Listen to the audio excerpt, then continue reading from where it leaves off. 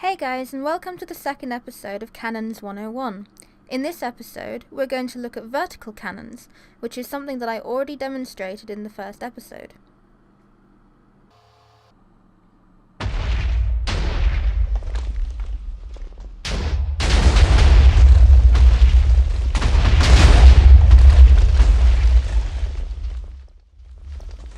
Just in case this is a mystery, I'm Chia, and I like explosions.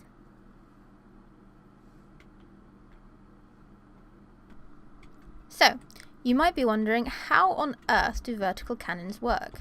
In fact, I'd rather hope you do, else you wouldn't be here.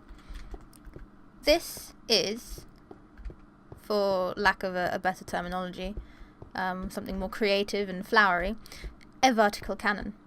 It will basically shoot stuff upwards. Do a quick walk around.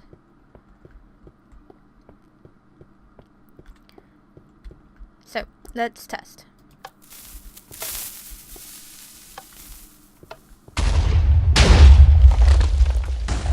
Vertical cannon.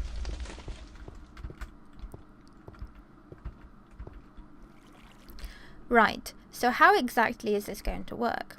As you can see, we're going to need a lot of materials. There are a lot of blocks that make up this cannon thing. A ladder, we need TNT. Obviously, if you remember from the basics of cannons, we're going to need a bucket of water that you can't quite see because it's hidden underneath this block. Some repeaters, and a long trail of redstone. Actually, everything you need is, ignoring my inventory, everything that's up here. Going to need a pile of whatever material you're building your cannon out of, a ladder, a bucket, ton of redstone, some repeaters, something where you're going to put your buttons onto, and your buttons. Pretty much, that's it. And here, I've made some step-by-step examples. The cannon that I've made over there, and I generally use, is this one, which is 9 blocks long, 3 blocks wide. So it's like a general cannon shape with these 2 little extra, well, 3 extra bits tacked on. So you have your general cannon middle, as you can see here. Something different from the basics of cannons, there are 3 sets of explosions in this cannon. We'll come back over here so I can show you properly.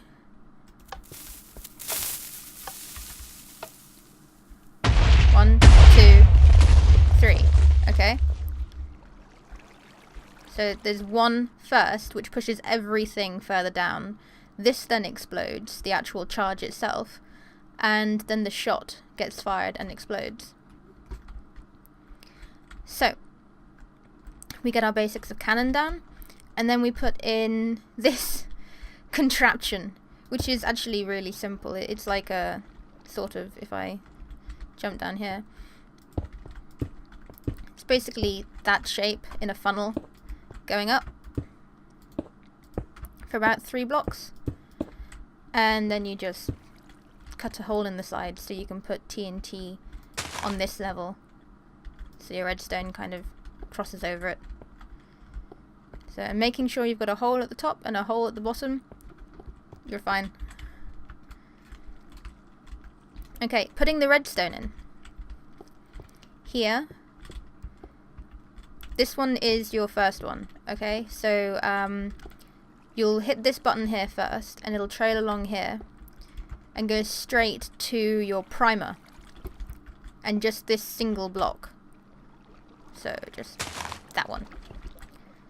That's your primer block. And then at the same time, these repeaters will slow it down so that your charge, which is the rest of it down here, is set off later.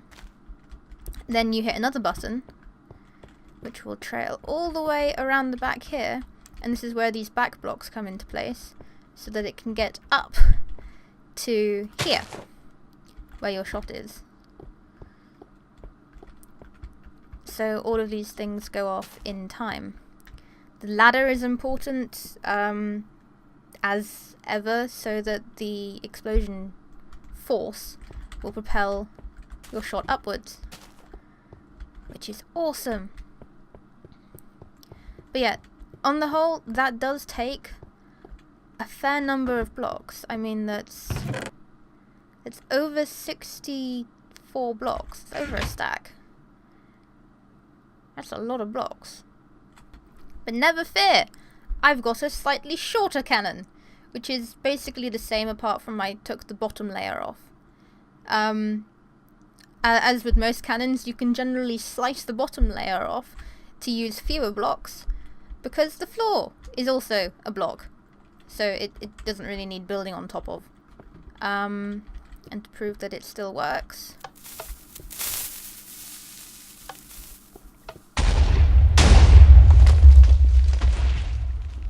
yeah, it still works. And this uses considerably fewer blocks. It's about not quite half, but nearly half the blocks that you'd use. Simply because you take out a whole 3 lengths of block, basically. But here's on to the interesting part. I'm going to reset the time today, and then I'm going to build it from scratch. So, 3, C, and 2, 8, 9.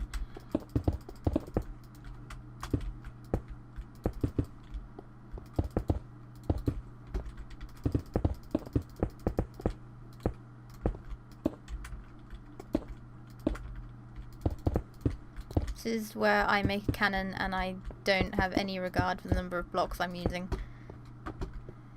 Bane of creative mode.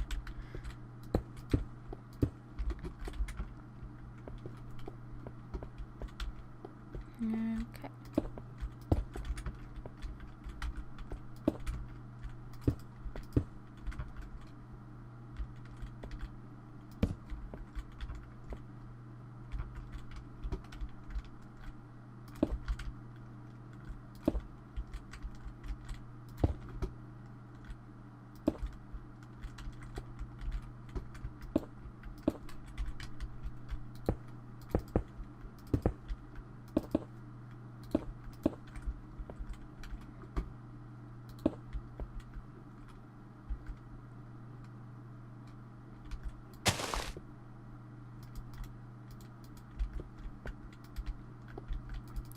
What's good is here, if you want it to all go from one button, oops, you can just go and put in, say, 5 repeaters here on maximum, and then lead it all up to one button, and it should work out alright.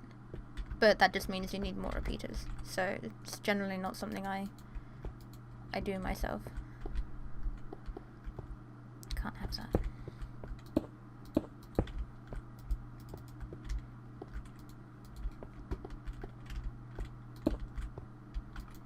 There we go. Actually, I could just do that. No, I can't. There.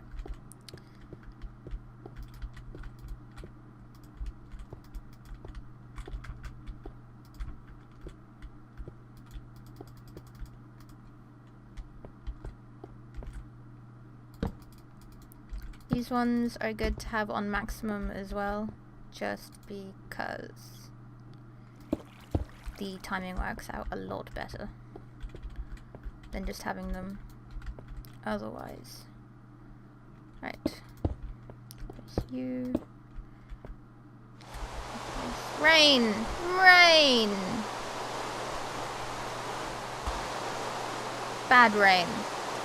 Bad rain. Put our buttons down.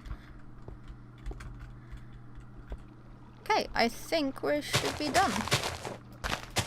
Just, oops. Okay, that does not mean that you're done. If you do that, then you're most definitely not done, and should never be allowed to build a cannon ever again. Just because I have a preference for it, I'm gonna put them on top. Okay, let's test out our cannon and pray that it actually works. Boop. Boop. Yeah! Okay, you will notice that this one didn't fire as far, and that's not so much down to my timing as it is the direction that it faces. All of the cannons that I've built have been facing in different directions. I haven't built one facing this direction yet, though. Maybe I should do that.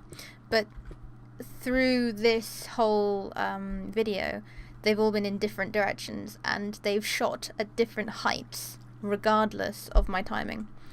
So basically, if you're pointing a cannon that is shooting upwards, and it faces where the sun rises, so for instance, let's just reset it. There is the sun rising. It is facing the sun rising. It will not shoot far. But if you make it face the other way, where the sun is setting, it will shoot high. It will shoot very high. That is pretty much it. Build a cannon that shoots east. East is good.